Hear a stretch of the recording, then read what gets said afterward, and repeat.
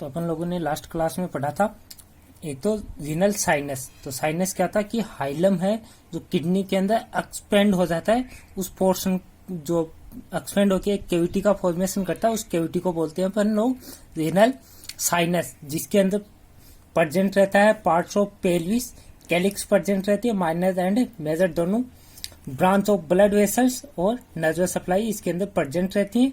और ये अपनी जगह पे किसकी वजह से रहती है, एडिपोज टिश्यू है, इसके साउंड करता है उनके चारों तरफ, जिससे ये अपनी जगह पे बनी रहती है, स्ट्रक्चर्स हैं वो अपनी जगह पे रहती है।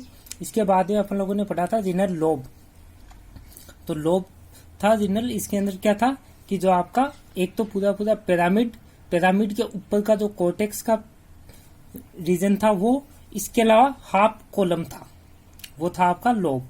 नेक्स्ट पढ़ा था अपन लोगों ने रीनल पेरेन्काइमा। तो पेरेन्काइमा में कोर्टेक्स और पिरामिड्स दोनों प्रेजेंट थे, या फिर वो रीजन प्रेजेंट था जो आपका फंक्शनल एरिया और किडनी का जहां जहां पे नेफ्रॉन प्रेजेंट था वो एरिया आता है रीनल पेरेन्काइमा में। और एक किडनी के अंदर अबाउट 1 मिलियन के आसपास से नेफ्रॉन होते हैं। तो अब अपन लोग इससे आगे देखते हैं आज blood supply, blood supply of the kidney. तो किडनी है वो टोटल कार्डियक आउटपुट, ठीक है,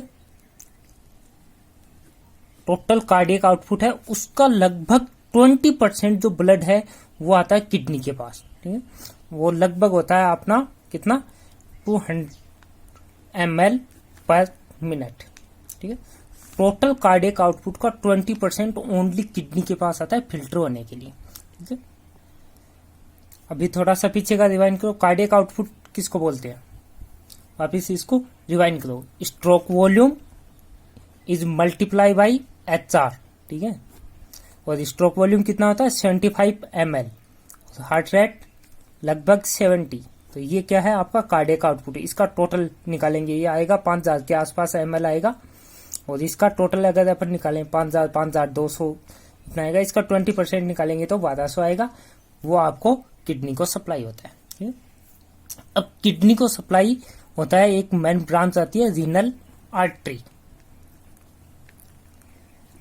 हर किडनी के लिए, ईच किडनी के लिए ईच रीनल आर्टरी। तो ये हो गई नंबर में 2, right and left renal artery, ठीक है।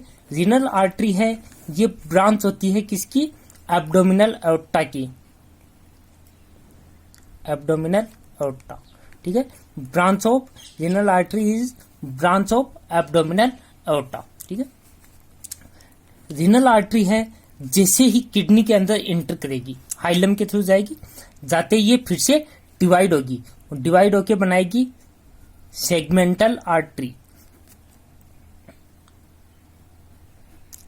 एब्डोमिनल एओर्टा है, एब्डोमिनल एओर्टा से निकली आपकी रीनल आर्टरी, और रीनल आर्टरी है किडनी के अंदर एंटर होने के बाद बनाएगी ये सेगमेंटल आर्टरी, ठीक है। अब सेगमेंटल आर्टरी है फिर से डिवाइड होगी, डिवाइड होके बनाएगी ये इंट्रालोबार आर्टरी, इंट्रालोबार आर्टरी। इंट्रालोबार जो आर्टरी है ये प्रेजेंट होती है बिटवीन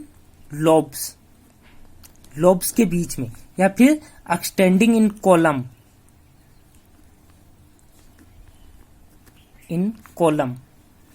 डायग्राम में देखो एक मिनट, ये प्रेजेंट होती है यहाँ पे, ठीक है। ये आपका एक लोब है, तो ये लोब के बीच में यहाँ पे प्रेजेंट रहेगी, या फिर ये आपका जो कॉलम है कॉलम के बीच में प्रेजेंट रहेगी, या आप ऐसे बोल सकते हो दो जो पिरामिड्स हैं इनके बीच में प्रेजेंट रहेगी, ठीक है। इंट्रालोबार आर्टरी है, दो पिरामिड्स के बीच में प्रेजेंट होती है, ठीक है। इंट्रालोबार के बाद है फिर से ये ब्रांच ऑफ की बनाएगी arcuate arterioles,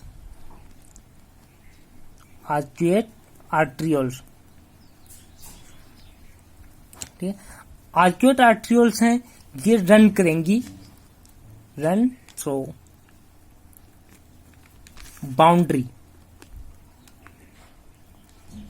boundary of cortex and medulla.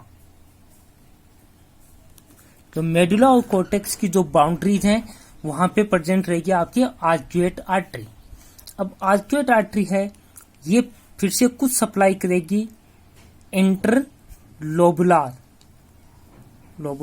Arteries, lobes के अंदर। इंटरलोबार का मतलब जो आर्टरी ये फिर प्रत्येक लोब के अंदर सप्लाई हो जाएगी। ठीक है, अब हर लोब के अंदर पहुंचने के बाद ये फिर एक नेफ्रॉन के अंदर एक अफरेंट आर्टरी ब्लड लेके जाएगी, तो ये फिर डिवाइड होगी afferent arteries, afferent artery each for each nephron. तो एक किडनी के अंदर 1 मिलियन नेफ्रॉन है, तो 1 मिलियन क्या हो जाएंगी अफरेंट आर्टरीज। अब ये नेफ्रॉन के अंदर ग्लोमेरुलस में पहुंचने के बाद ये फिर से डिवाइड होंगी और क्या बनाएंगी ग्लोमेरुलर कैपिलरीज, ग्लोमेरुलर कैपिलरीज।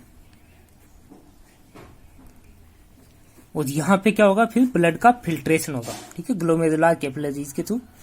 अब जो आपका ग्लोमेरुलस में पहुंच गई ग्लोमेरुलर कैपिलरीज, यहां से फिर से वापस निकलेगा ब्लड और वो निकलेगा इफरेंट आर्टरीज, इफरेंट आर्टरीज। ये ग्लोमेरुलस से ब्लड वापस बाहर निकालेगा, यहाँ पे फिल्टर हो जाएगा ब्लड और वापस ये निकलेगा फिल्टर होके। ये फिर से डिवाइड होके बनाएंगी पेरिट्यूबुलर कैपिलरीज या फिर वासा रेक्टा। तो पेरिट्यूबुलर इसको बोलते हैं। जैसे ये आपका क्या है, इधर बनाता हूँ, ये आपका ग्लोमेरुलस है, ग्लोमेरुलस में ब्लड लेके आई। ठीक है, ये है अफरेंट,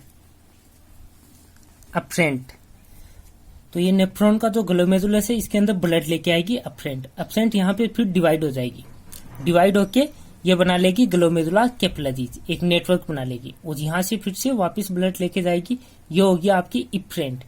ठीक है, ये फिर से डिवाइड होके यहाँ पे जो आपका ये ट्यूबुलर पोर्शन है किडनी का, पीसीटी है, ये लूप ऑफ हेनले है, फिर डीसीटी है, तो इसके चारों तरफ जो एक नेटवर्क और बनाएगी इसको बोलते हैं पेरिट्यूबुलर। ठीक है, इस तरह से ये नेटवर्क बनाएगी इसके चारों अराउंड, तो इसको अपन बोल देंगे पेरिट्यूबुलर। वासा रेक्टा जो आपका आगे जाके बताऊंगा, आपका जो ग्लोमेरुलस होता है नहीं, जक्स्ट्रा मेडुलरी नेफ्रॉन एक नेफ्रॉन का टाइप है, उसके अंदर ये पेरिट्यूबुलर नहीं होके वासा रेक्टा प्रेजेंट होती है, उनको वासा रेक्टा बोलते हैं। ठीक है, ये आपको आगे बताऊंगा। तो ये है जो इसको बोलते हैं पेरिट्यूबुलर। ठीक है, अफरेंट लेके आई, फिर इसने बनाई ग्लोमेरुलर कैपिलरीज और इफरेंट। ठीक है, इसके बाद है ये आपका रीनल आर्ट्रियोल यहाँ पे खत्म हो गया। अब वापिस आएगा इसका रीनल। इफरेंट के बाद क्या बनी थी पेरिट्यूबुलर या फिर वासा रेक्टा। अब यहां से फिर वापिस उल्टा चलेगा, वेन का सिस्टम चलेगा, इंटरलोबुलर वेन्स। पेरिट्यूबुलर के बाद यहाँ पे इफरेंट आ गई, इफरेंट के बाद का मैटर है ये इंटरलोबुलर वेन। यहां से फिर ब्लड जाएगा आपका आर्क्यूएट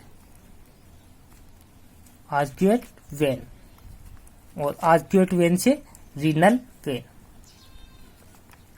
और इससे किडनी से ब्लड है वो बाहर निकल जाएगा रीनल वेन के थ्रू। तो ये है आपकी total blood supply of the kidney.